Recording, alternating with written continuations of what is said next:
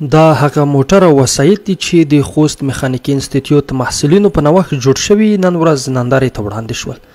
دغه وسایطو جوړونکي وایي چې په کمو امکاناتو او شخصي لګښت یې دغه وسایط جوړ کړي دي.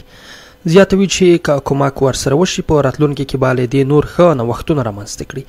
ترڅنګ یې له دولت غوښتنه کوي چې هغه ځوانان تشویق کړي چې په ټولنه کې نوي اختراعات او نوښتونه رامنځته کوي.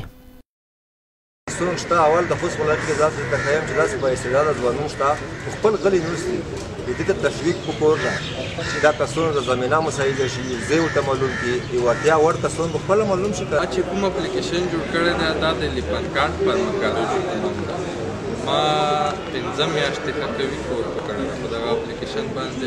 میخانیکي انسټیټیوټ کې هغه وسایل د شپېتو 1500 کالو پخواني وسایل دي له هغې څخه نور کار نه اخیستل کېږي. نو له دولت څخه مو خواهش دا دی چې موږ ته نوې وسایل نوې ټکنالوژي راوړي. تر د خوست میخانیکي انسټیټیوټ مسؤلین وایي چې په دغه انسټیټیوټ کې د محصلینو عملي زده کړو لپاره د خامو موادو په برخه کې ستونزې لري. غوښتنه کوي چې دولت باید په دې برخه کې ورسره همکاري وکړي. یعنې داسې شخصیتونه موږ لرو چې هغوی کولی شي چې مختلف الوتکې کې ټنګونه هم او اسلحه جوړ کړي. خو متاسفانه باید ووایو چې لږ هغه ته ضرورت لري، خام مواد ته ضرورت لري.